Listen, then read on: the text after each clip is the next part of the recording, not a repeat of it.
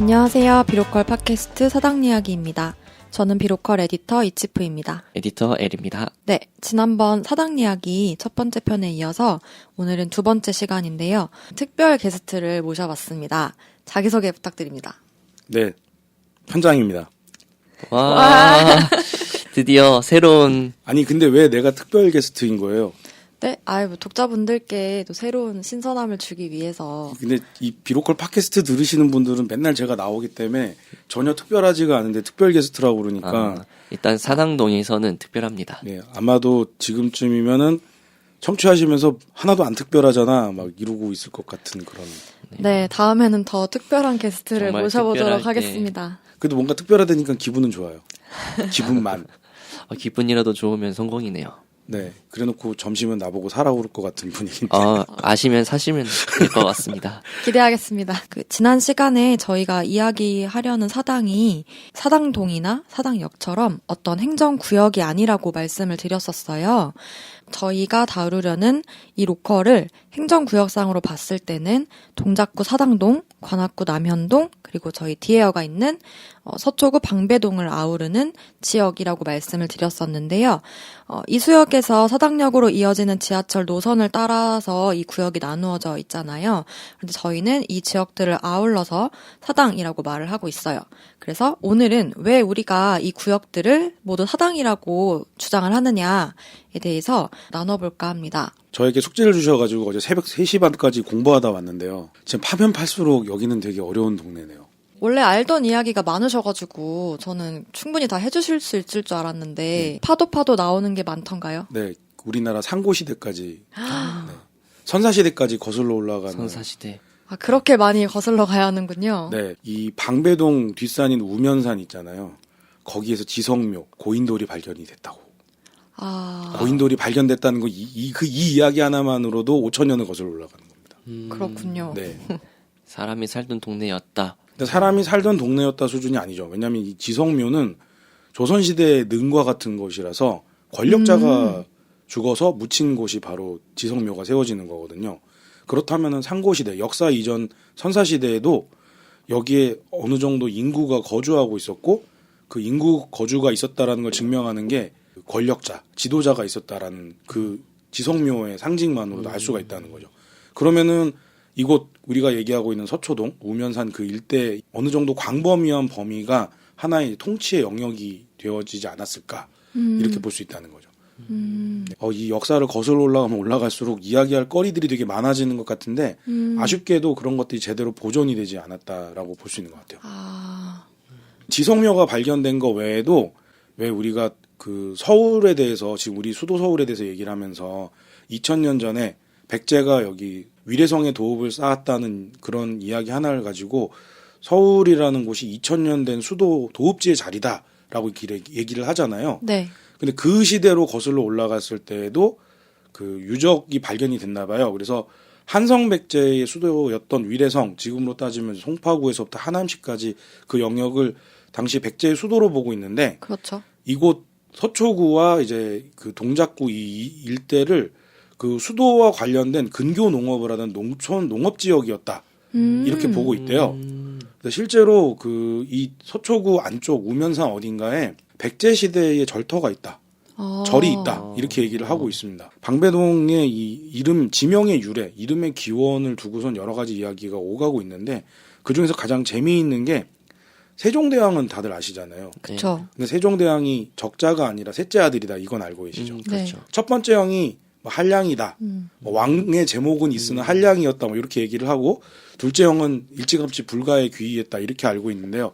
실제로 첫째 형에 대한 역사적인 기록을 보면은 굉장히 폐륜하고 불량아예요. 그래서 주색 잡기의 골머리 거기 어느 정도였냐면 아들의 첩을 취해서 아들이 비관해서 자살을 할 정도로 그 정도면은 인륜을 저버리는 정도 수준인데 그래서 이분이 그 정도의 객기가 있어서 왕도 하기 싫다고 도망 다녔거든요. 당시에 궁이 있던 거기를 등지고 여기까지 넘어온 거예요. 방배에서 생활한 건가요? 그래갖고 등지고 여기에 살았다 이런 의미에서 방배동이라고. 그런 의미가 있었군요. 네, 그 시절부터. 네. 근데 그 시절에 이제 그 이 길을 지나서 전국을 떠돌아다니면서 한량짓을 한 거죠. 이 방배동 이야기하면 이 우면산이라고 하는 데를 지나칠 수가 없어요. 우면산이라는 산의 이름 자체가 소가 잠잔다. 소우자에 잠잘 면자. 소가 잠잔다. 소가 잠자는 형상을 한 산이라는 그런 이름이거든요. 근데 이 산이 재밌는 건 높은 산도 아니에요. 해발 260m 정도밖에 안 되니까 뭐 웬만한 사람들은 등산이 어지간히 싫은 사람도 억지로 끌고 올라갈 만한 그런 만만한 높이의 산이거든요. 근데 이 우면산이 이 지역에서 가장 중요한 지형 지물이 됐고요. 그다음에 이제 방배동이라고 하는 이름의 어원이 여러 가지 나오는데 조금 전에 제가 양녕대군 얘기를 하면서 뭐 한양을 등졌다라고 해서 방배동이다 이런 얘기를 했지만 반대로 한강을 보고 등졌다라고 하는 그러니까 보는 방향에 따라서는 도대체 어디가 등을 졌다는 거야. 그래서 남쪽을 보고 등진 건지 북쪽을 보고 등진 건지 좀 애매한 이름의 유래를 갖고 있어요. 근데 풍수지리 하시는 분들은 여기 이 형상이 소가 그 우면산 쪽에 머리를 두고 지금의 내방동 쪽에 배를 두고서는 한강을 등지고 앉은 형상이라고. 그래서 방배동이다라고 얘기하는 썰도 있습니다. 풍수지리적으로는 그렇게 얘기를 해요. 그래서 우면산이라는 이름도 그렇고 여기는 뭔가 소하고 관련이 있는. 네, 참 재밌는 건 올해가 소해해잖아요. 그렇네요. 네, 저희가 그래서 지금 이 방배동과 관련된 사당 로컬 이야기를 하는 것도 나름 약간 의미를 찾는다면 소의 의미를 둘 수 있지 않을까. 그렇네요. 이런 생각이 들거든요. 비록거리 소의 기운을 받아서. 잘 들려 나옵니다. 네. 근데 우면산 얘기를 제가 드린 이유가 뭐냐면 우면산 동편과 서편으로 약간 조금 씬이 갈리는 감이 있어요. 그러니까 조선시대로 가면 우면산 동편을 말죽거리라고 불렀습니다. 그 우면산 동편이라는 게 양재 쪽인가요? 그쵸. 서초? 양재. 양재 쪽이군요. 예, 지금 뭐 양재 뭐 지방에 계시는 분은 뭐 도로 고속도로 중심으로 보시니까 네. 서초IC나 양재IC로 이렇게 양재동을 아하. 가늠을 하실 텐데 네. 지금 양재동 양재사거리 이쪽이 옛날에 말죽거리라고 이 어원이 뭐냐면 말에게 죽을 쑤어서 먹였다. 자 그러니까 이제 우리 옛날로 따지면 역참이라고 해가지고 그 도성이랑 지방이랑 연결하는 그런 교통 지점으로 얘기하는 게 있잖아요. 그러니까 말에게 죽을 끓여서 먹였다는 것은 이제 한양에서 그 지방으로 나가거나 지방에서 한양 들어올 때 여기서 한번 쉬어가는 곳이라는 의미인 거죠. 이건 좀 딴 얘기인데 말죽거리 잔혹사라는 영화의 말죽거리 배경이 여긴가요? 맞습니다. 아. 네. 서편으로는 여우고개라고 옛날엔 여우고개였는데 지금은 남태령이라 불리고 있어요. 많이 들어본 것 같아요. 네. 남태령. 여기 있잖아요. 남태령역. 네, 맞습니다. 네, 저분은 서울 시민이 아시기 때문에 네, 저는 서울 시민이 예, 아닙니다. 예, 남태령역이라고 그러니까 령이 들어가니까는 령이라고 하면 보통 뭐 대관령, 한계령에서 네, 큰 고개. 고개를 의미를 하잖아요. 그렇죠. 서울이 아닌 줄 아시는 이 남태령역이 재밌게도 동편은 방배 이동이고요. 서편은 관악구 남현동이에요. 여기도 서울이에요.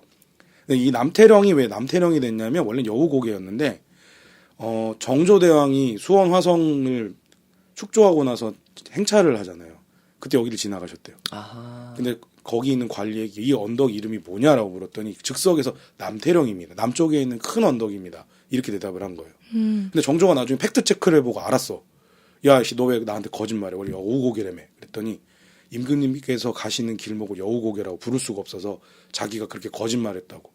그랬더니 칭찬해 준 거예요. 오. 그래서 여우고개가 남태령이 된 거죠. 여우고개라는 승급을 게 여우고개라는 게 어떤 의미가 있나요? 여우가 출몰하던 고개라는 뜻이에요. 실제로 여기 옛날에 호랑이랑 여우가 많이 등장을 했대요. 근데 우리 전설 속에 호랑이하고 여우는 그 남성성과 여성성으로 등장을 하잖아요. 그러니까 그렇죠. 어째 보면 여기도 뒤져보면 그런 여우와 관련된 전설들도 있지 않을까 하는 그런 추측을 하게 하는데 네. 여튼 이제 우면산 동편으로는 말죽거리, 서편으로는 여우고개 이렇게 해서 그 두 군데가 이제 서울에서 경기도나 지방으로 건너가는 길목이었던 거죠. 조선시대 때부터.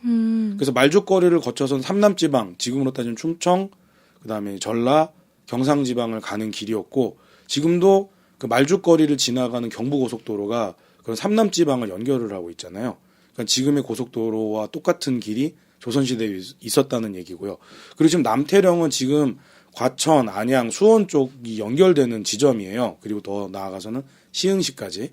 그래서 그 옛날부터, 그러니까 적어도 조선시대, 그러니까 600년 전부터 우면산 동편과 그 서편으로 교통이 이렇게 연결이 되던 곳이었다. 자, 이렇게 따져보면은 보통 이렇게 길이 발달하면은 그거를 중심으로 행정구역이 나오게 되잖아요. 그렇죠. 그래서 살펴보면은 조선시대 때, 이 지금 우리가 그 동작대로라고 얘기하는 이수교차로에서부터 남태령을 지나간 이 동작대로를 중심으로 서편과 동편이 행정구역이 갈렸었어요. 그래서 조선시대로 가면 동작대로를 기준으로 서편은 과천군 상북면이나 동면으로 이렇게 행정구역이 분류가 됐고요. 그 다음에 동편은 광주군 언주면으로. 그러니까 여기가 원래는 과천과 광주였던 거죠. 그러니까 지금 우리가 얘기한 사당 로컬이 동작대로를 기준으로 서편은 과천, 동편은 광주군으로 불렸던. 그때도 나뉘어 있었군요. 네, 그때는 제가 말씀드린 대로 이제 우면산이 기준이 돼가지고 그 좌측길과 우측길로 이렇게 나눠졌던 거죠. 자, 이렇게 놓고 보면은 우리가 얘기하고자 하는 사당 로컬은 형성되지 않을 수밖에 없는 이야기가 될 수도 있어요. 옛날부터 행정구역이 달랐잖아. 옛날부터 여기는 큰 길이 지나가고 있었기 때문에 서로 다른 동네여서 이렇게 생각하실 수밖에 없거든요. 근데 이게 그 일제시대를 거치면서 계속 행정구역이 바뀌게 됩니다. 그래서 이제 과천군은 시흥군으로 편입이 되면서 그때 이름이 방배동이라는 이름이 나와요. 아. 시흥군 산동면 방배리라고 이름이 명명이 됩니다. 그때가 1914년이에요. 오. 그때 시흥군 산동면에 해당되는 걸 제가 찾아보니 지금 서초구로 따지면은 서초동, 잠원동, 반포동, 방배동, 양재 1동까지 해서 이거를 행정동, 법정동을 다 합쳐서 얘기하면 서초 1, 2, 3, 4동, 잠원동, 반포 1, 2, 3, 4 본동, 방배 1, 2, 3, 4 본동, 양재동, 우면동 이게 다 여기 양재 1동 일부랑 이제 우면동이 여기에 포함이 되는 거고요. 그게 방배리였다는 네네. 그러니까 시흥군 산동면으로 분류되는 아, 서편이, 산동면으로. 예. 동편이 광주군 언주면이라고 해서 양재 2동, 내곡동 이렇게 해서 그러니까 경부고속도로 동편에 해당되는 거죠. 네. 말죽거리 쪽 이남 지역은 다 광주군으로 편입이 돼버리고 시흥군 산동면에 해당되는 그러니까 경부고속도로 서편, 그러니까 지금의 방배동, 서초동, 사당동 여기 일대는 네. 그때부터 이제 하나의 모습이 된 거죠. 조선시대에 이어서 일제시대 넘어오면서부터 이 지역, 그러니까는 그 지금 현재 그 우리가 설정하고 있는 사당 네. 로컬에 해당되는 지역들이 하나의 행정구역 안에 편입이 돼버리는 일이 벌어집니다. 산동면이 아니고 신동면이에요. 그렇군요. 네. 그래서 산동면을 계속 말씀하시길래 중간에 잠깐 바로 잡았습니다. 네, 신동면입니다. 신동면입니다. 이때부터 제가 보기로는 이제 신동면, 방배리랑 사당리로 나눠서 어쨌든 그 당시로는 면으로서는 같이 있었고 리로서는 갈린 걸로 알고 있거든요. 전에는 좀 군 단위로 이렇게 분리되어 있다가 하나의 군 안에서 다른 리로 행정구역상 이렇게 나누게 된 거죠. 그나마 이때부터는 뭔가 우리가 접근하고자 하는 사당동 로컬에 근접하지 않았을까 이런 생각이 들고요. 자, 이게 일제시대 때 그랬는데 우리도 해방이 되고 그다음에 한국전쟁, 6.25 전쟁을 겪고 나서 수복이 되고 난 다음에 또 한 번 행정구역 개편이 이루어지게 되는데요. 그때가 1963년인데 이때 서울시에 편입이 되는 상황이 되는 거죠. 영등포구와 성동구로 여기가 나눠지게 돼요. 아, 신동면이 영등포구와 성동구로 나눠지게 된다. 신동면은 영등포구에 편입이 되고요. 네. 그다음에 광주군이었던 지역은 성동구에 편입이 됩니다. 아하. 이게 좀 이해가 안 되시는 분이 있을 거예요. 이게 당시에 영등포구의 서쪽으로는 강서구, 양천구, 구로구, 금천구, 관악구, 동작구, 서초구까지가 다 영등포구에 포괄이 됩니다. 아, 굉장히 서남권 넓었네. 전체가 그냥 다 영등포구라고 보면 되거든요. 그러니까 한수 이남을 영등포구와 성동구로 나눈 거예요. 근데 성동구는 사실 한수 이남이 아니라 한수 이부까지 포함이 되죠. 성동구, 광진구, 지금 현재 강남, 송파, 강동구 아, 5개 구인 거죠. 그럼 지금의 성동구는 굉장히 작아진 겁니다.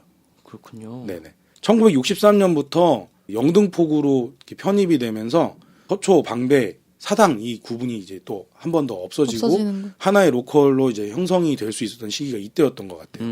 자, 근데 1970년도에 이제 법정동과 행정동을 일치시키려고 하는 움직임이 벌어지게 돼요. 법정동이라는 거는 우리 주소로 이렇게 찍히는 거 있잖아요. 호적처럼 고유한 주소로 나오는 게 법정동. 그러니까 법적으로 정해진다고 해서 법정동이라 부르는데 근데 모든 법정동에 사무소가 들어갈 수가 없거든요. 소위 우리가 얘기하는 주민센터. 네. 동사무소가 다 들어갈 수가 없었던 거예요. 그래가지고 몇 개 동을 아우르는 동사무소가 들어가고 이러다 보니까 동사무소 이름과 실제로 주민들이 살고 있는 동네 이름이 일치되지가 않으니까 그게 헷갈려서 그거에 맞춰가지고 행정구역을 또 한번 변화시키기 시작을 하거든요. 그래서 원래는 이 지역을 아우르던 동사무소 이름이 남성동 동사무소였는데 사당동 사무소로 이름을 바꿔요. 그러면서 사당동도 사당 1, 2동으로 분리를 하게 되고요. 네. 그리고 지금의 방배동은 당시 사당 1동이었던 겁니다. 아. 그러니까 방배리가 이제 그때는 사당 1동이었던 거예요. 그렇군요. 네. 저도 이 내용 보고 되게 헷갈렸어요. 음. 도대체 사당동은 어디까지가 사당동이고 방배는 도대체 어디인가? 아, 그때까지가 사당동이고 그럼 남성동이랑 합쳐지면서 전체를 다 사당동으로 불렀던 거고 그걸 1, 2동으로 또 나눈 거군요. 그러니까 이 일대를 다 남성동 동사무소에서 관할을 하다가 남성동 동사무소 이름을 사당동 동사무소로 바꾸고 그러면서 지금 현재 사당동이 1, 2, 3, 4, 5동까지 있잖아요. 네. 네. 그때 이제 사당 1동과 2동을 분리를 하게 되고요. 사당 1동 안에 방배동이 있었던 거죠. 아. 그렇게 정리가 되는군요. 네. 그러니까 이렇게 따지면은 1960년대 사당은 방배동까지를 포괄하는 게 사당이었다라는 거예요. 그렇네요. 네. 자, 이래서 제가 1914년도부터 1970년대까지는 사당이라고 하면은 이수교차로에서부터 남태령역까지를 그 연결하는 그 축선을 중심으로 좌우 이등변 삼각형처럼 봐야 되는 거 아니냐. 이등변은 아니죠. 말이 안 되죠. 이렇게 네. 이등변이라고 볼 수는 없는데 어쨌든 이 그렇게 일대를 좀, 전부 다 사당이라고 네, 볼 좀 수 그렇게 있다. 봐야 되는 거 아니냐라고 말씀을 드렸던 거고요.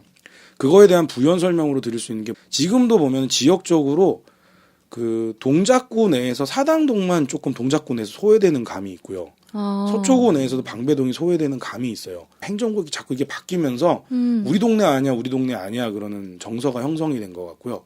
그래서 이제 방배동은 강남 3구라 불리는 그 송파구, 강남구, 서초구 중에서 가장 변방인 서편에 위치를 하면서 조금 더 그 서민층이 많이 살았던 동작구에 인접해서 이 옛날에 사당동으로 불렸던 것만큼 좀 그런 정서가 좀 남아 있는 것이 아니냐. 자, 그다음에 그 동작구에서 사당동이 조금 소외된다는 의미는 제가 어디서 찾을 수 있냐면 교통의 연결로 볼 수가 있거든요. 네. 이 동작구가 생각외로 교통이 편리한 곳이에요. 그러니까 4호선, 9호선, 그다음에 좀 약간 좀 억지는 있지만 2호선도 일부 연결이 되는 감이 있고 버스도 거기서 네. 많이 네, 갈아타던데요. 7호선으로 연결이 되는데 제가 조금 전에 말씀드릴 때 지금으로 따지면 말죽거리, 즉 경부고속도로 서편이 영등포구였다고 말씀드렸잖아요. 그 영등포의 중심지가 바로 노량진입니다. 노량진이라고 하는 데에 들어간 노량진의 진자가 그 큰 포구를 의미하잖아요. 그러니까 항구를 의미하는 그런 한자잖아요. 네. 그래서 이 노량진이라고 하는 곳은 아주 옛날부터 한수 이남의 그 교통 결절 지점이었던 거죠. 그래서 이 영등포 지역은 다 노량진으로 길이 다 통합니다. 그 버스 노선이 다 노량진을 지나가요.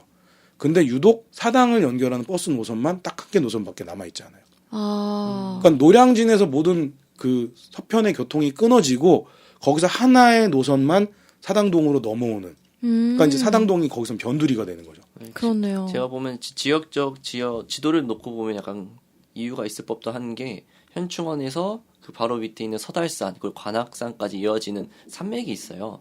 요걸 기준으로 좀 끊어지는 듯한 느낌이 들거든요. 네. 그래서 이 사이에 사당대로가 들어서기 전까지는 사실상 이 두 개를 교류할 수 있는 게 없었다고 보는 거죠. 이제 현장이 말씀하신 거랑 똑같은 이유인데 그런 점에서 이쪽 사당역 사람들은 사실 노량진으로 가기보다는 그냥 조금 더 가기 편한 이런 이수 사거리 쪽으로 계속 내려오고 그래서 이제 그 가운데가 섞이지 않았을까라는 생각도 좀 듭니다. 네, 그리고 1973년도에 관악구가 신설이 되면서 관악구에 편입되는 지역이 나오기 시작을 해요.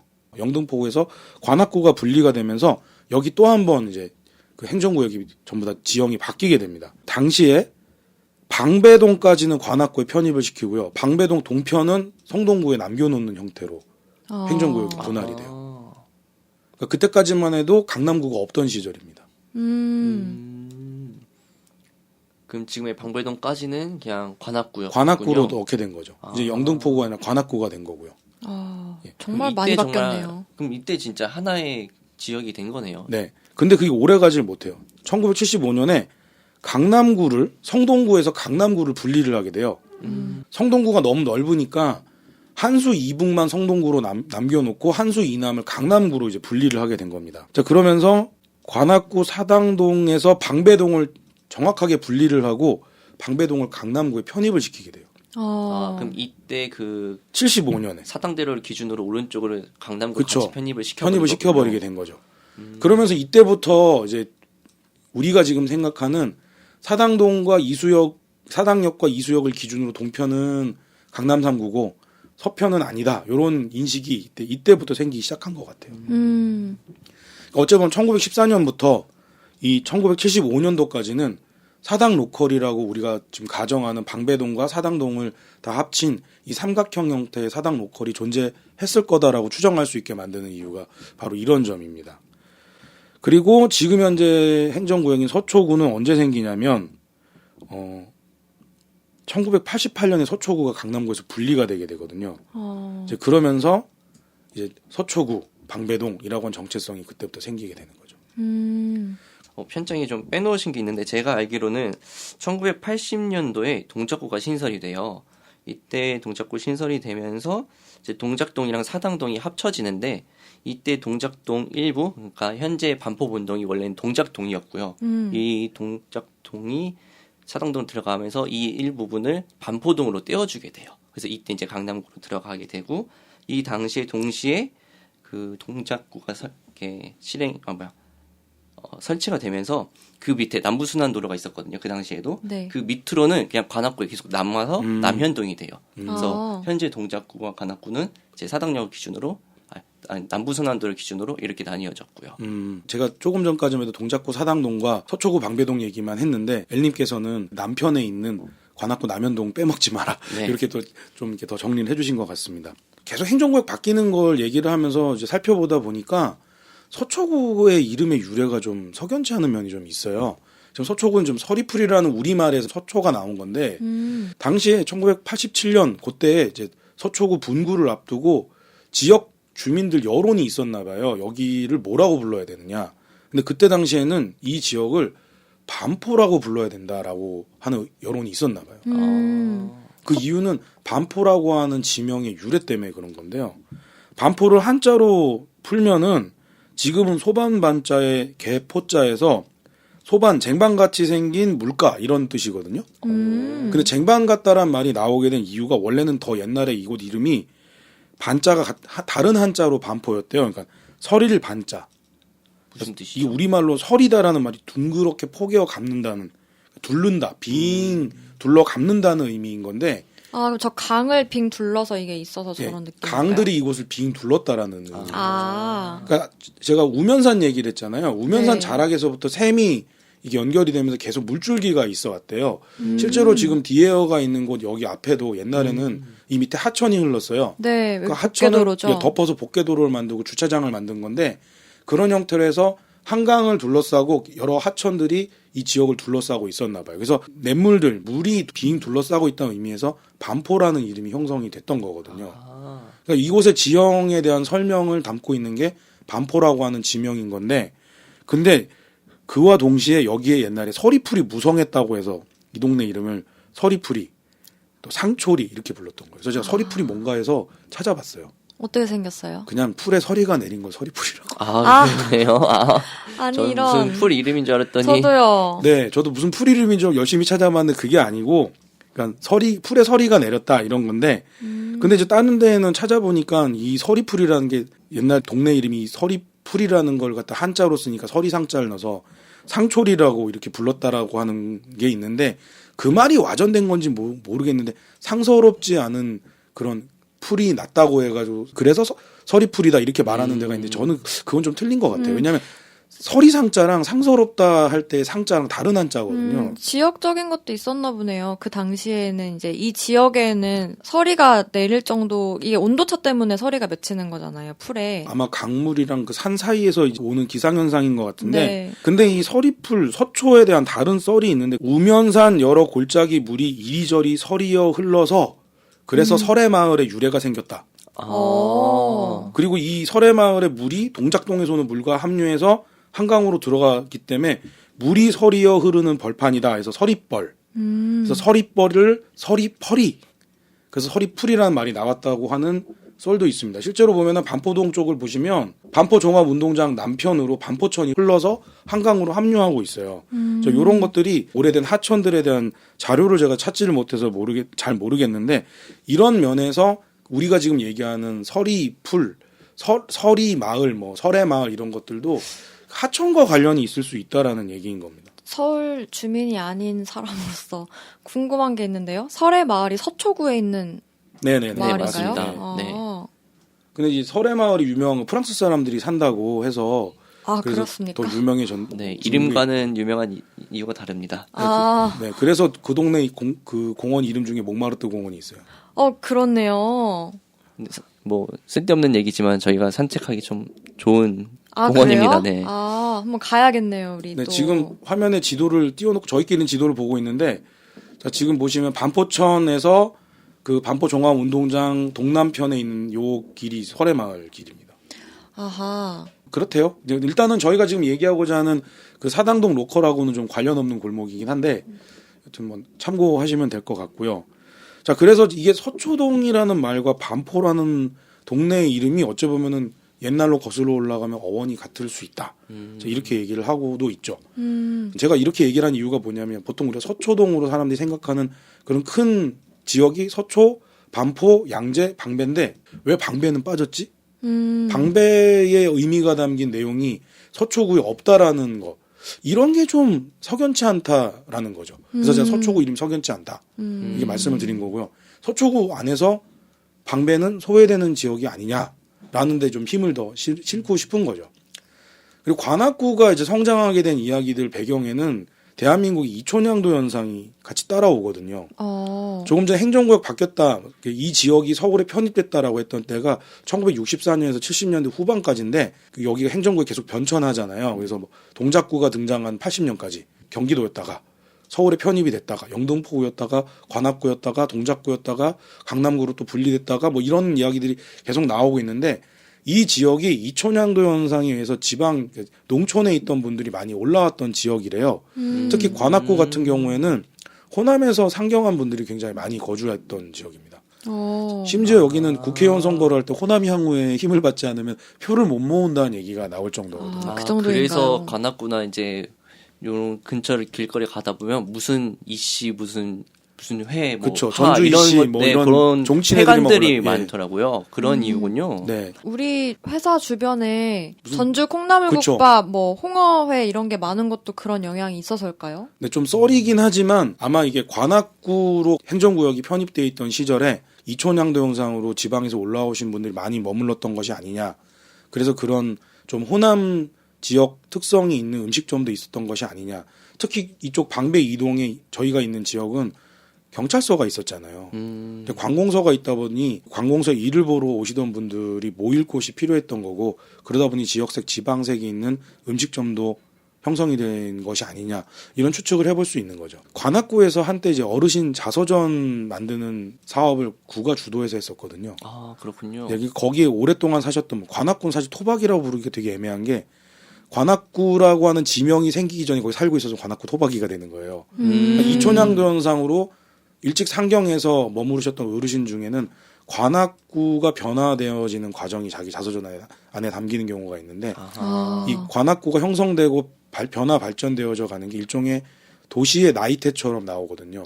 근데 우와. 그 내용 중에 하나가 호남 사람들이 이촌양도 현상으로 넘어와서 그들이 이주해 가는 것과도 관련이 있다고 그래요. 그래서 재밌네요. 도시가 발전하면서 한강 쪽에서부터 더 변방 과천 쪽으로 이렇게 밀려나게 되는 현상들이 그 안에서 포착이 된다는 얘기를 그 사업을 하셨던 분들한테 들은 얘기가 있어요. 언제 한번 사당동 이야기 연재가 계속되게 되면 한번 그런 분들도 추적해서 말씀을 좀 들어보면은 이 사당동 로컬에 대한 이해가 더 깊어지지 않을까. 네, 네. 그야말로 특별 게스트를 모실 수 네, 있는 기회가 네, 네. 되겠네요. 그분 이야기 듣는 것도 재밌을 것 네. 같습니다. 그리고 강남이 형성되던 이야기도 사당 로컬과 관련이 있을 거라고 생각합니다. 그래서 이촌양도 현상에 대한 이야기와 강남 발전에 대한 이야기가 그 변방에 있는 사당 로컬 이야기를 이제 추적하는 데 되게 도움이 많이 될 것 같다라는 생각이 들었습니다. 제가 뭐 이것저것 많이 검색을 해보고 조사를 해서 조합을 해서 사당 로컬의 특히 동편인 방배동 이야기를 좀 많이 집중해서 드리게 됐는데요. 그동안 사당이라고 얘기했을 때는 동작구 사당동에 해당되는 지역, 그중에서도 사당 그 1동과 2동에 대한 이야기들이 많았는데요. 이제는 사당 로컬이라는 통합된 개념, 로컬의 개념 안에 방배동 이야기들을 넣을 수 있다.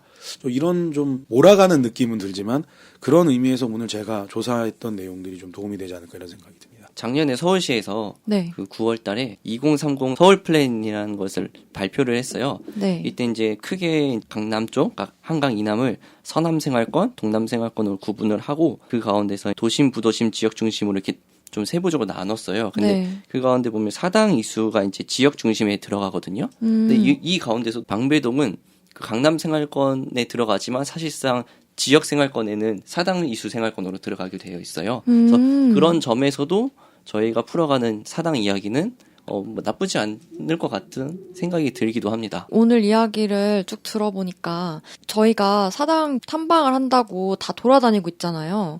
근데 그 돌아다니면서 항상 말했던 게 여기는 진짜 너무 다양하다. 보이는 게 너무 다르다. 그리고 우리 첫 시간에도 역 출구 주변으로 보더라도 출구별로 다 보이는 게 다르다.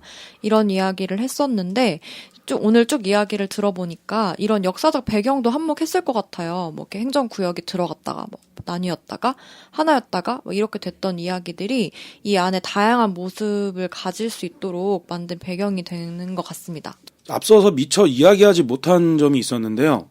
같은 사당 로컬인데 동작대로 동편인 이곳 방배동은 파락군에 속하는 지역이었대요. 그래서 교육열이 있으신 분들은 서측, 과거의 영등포구 시절, 그러니까 관악구에 있는 분들은 주소를 이 방배동으로 옮겨서 자기 자녀를 좋은 학교에 보내려고 노력을 했다고 합니다. 그러다 보니 방배동 부동산 가격이 그 길 건너편이 사당동보다 더 비싸게 책정된 이유가 있는 거예요. 그렇죠. 두 자릿수이죠. 네. 그러니까 우리나라는 학교를 어디로 갈 수 있느냐에 따라서 부동산 가치가 달라지잖아요. 그러다 보니 동작대로를 끼고 사당동과 방배동 사이에 모종의 위화감이라든가 지역 감정 같은 것들이 생겨난 것도 있지 않을까라는 좀 추측도 해봅니다. 이 부분도 나중에 우리가 한번 이 파락군과 비파락군으로 한번 나눠서 또 이야기를 나눠보면 재미있을 것 같습니다. 네. 사당 이야기라는 이 코너를 통해서 다양한 시선에서 전해드릴 수 있을 것 같아요. 여기 안에 지금 구성되어 있는 문화권이라던가 지역별로 이루어져 있는 것들을 보여드릴 수도 있지만 일단 첫 번째로는 구로 나뉘어져 있는 이유라든지 우리가 왜 여기를 사당으로 묶었는지 이런 거를 설명해 드릴 수 있었던 시간인 것 같습니다. 다음번에는 저희가 직접 발로 돌아다니면서 눈으로 확인한 사당 이야기를 들고 또 찾아오도록 하겠습니다. 지금까지 비로컬 에디터 이치프였습니다. 에리였습니다. 현장이었습니다. 또 만나요.